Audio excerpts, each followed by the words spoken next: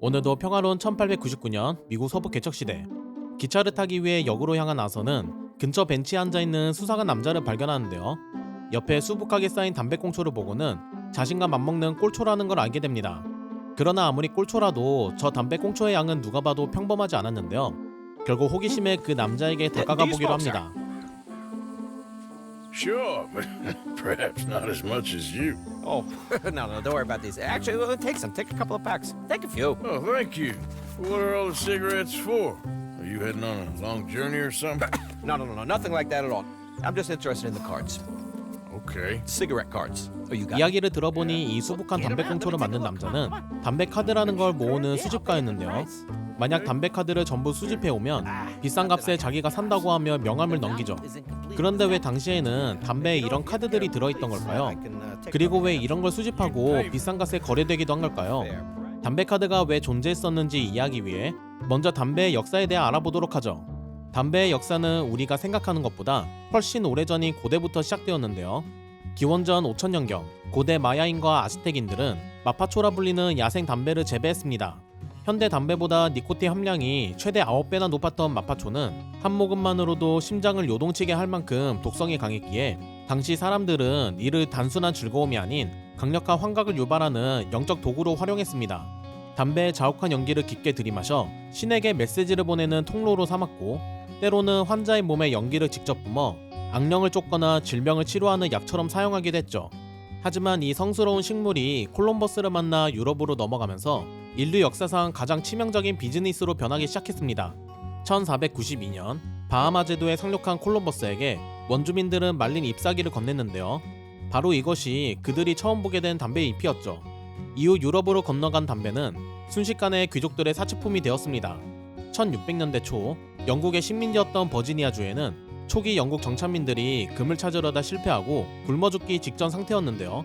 그때 존 롤프가 담배 종자를 가져와 재배에 성공하면서 버지니아 식민지의 유일한 수출 품목이 되었습니다. 그러나 담배 재배는 엄청난 노동력이 필요했는데요.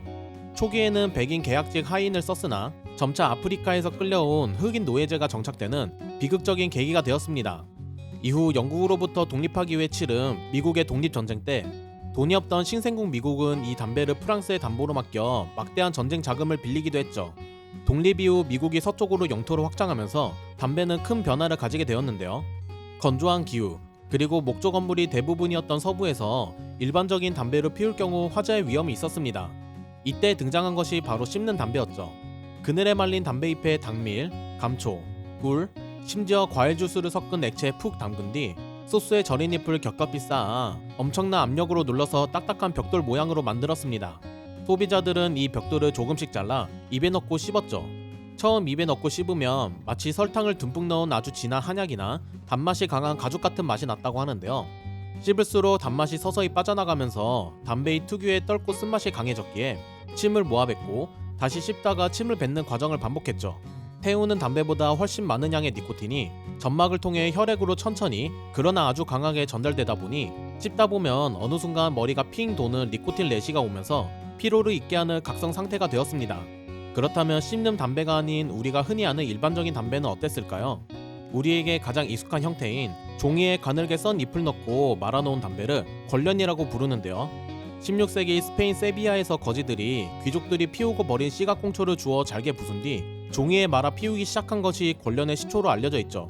그렇게 권련은 가난의 상징 같은 담배였고, 이는 미국에서도 마찬가지였습니다. 1800년대 초중반의 미국에서는 신사들은 파이프나 시가를 피웠고 일반 사람들은 씹는 담배를 즐겼죠. 그러나 산업혁명으로 인해 권련의 위상이 바뀌게 되는데요. 19세기 후반까지도 권련은 일일이 손으로 말아야 하는 수공업의 영역이었지만 1881년 제임스 본색이 자동 권련 제조기를 발명하면서 하루에 약 12만 개의 담배를 생산할 수 있게 되었습니다. 이로 인해 우리가 잘 아는 담배가 탄생했죠. 그렇다면 담배 카드는 어쩌다 생겨났던 걸까요? 산업혁명 이전에도 수공업으로 만든 권련은 시장에 존재했는데요. 그러나 대부분은 얇은 종이봉투나 포일에 감싸 팔다 보니 조금만 활동하면 담배가 금방 으스러지거나 부러지는 일이 많았습니다. 이 문제를 해결하기 위해 1875년경 미국의 알렌 앤 긴터 회사에서 묘안을 내놨는데요. 얇은 종이 포장 안에 단단한 판지 조각을 넣어 담배가 뭉개지지 않게 버티는 지지대 역할을 하도록 만들었죠. 이때 한 담배 회사에서 이왕 넣을 거면 그 종이에 그림을 그려 넣는 게 어떻겠냐는 의견이 나오게 되었고, 이때부터 야구 선수나 여배우의 그림이 들어간 카드가 담배 포장에 들어가게 되었습니다. 산업혁명으로 대량 생산되기 시작한 담배에 이 카드가 들어가게 되면서 담배 카드는 전국적으로 퍼지게 되는데요. 회사들은 자신들의 브랜드에 유명한 메이저리그 선수, 모든 나라의 국기 같은 세트를 만들기 시작했고, 소비자들은 자신이 원하는 세트를 가진 특정 브랜드의 담배들을 구입하기 시작했죠. 게다가 만약 자신이 원하는 카드가 나오지 않으면 피고 싶지도 않은 담배를 억지로 사서 계속 담배를 까야 했는데요. Sometimes I'll smoke up to 200 cigarettes in one day just so I can keep opening the packs. I wish I could explain to you the pleasure and the pain I get out of collecting these babies. 오늘날의 랜덤박스나 유희왕, 포켓몬 카드의 시초라고 볼 수도 있겠네요.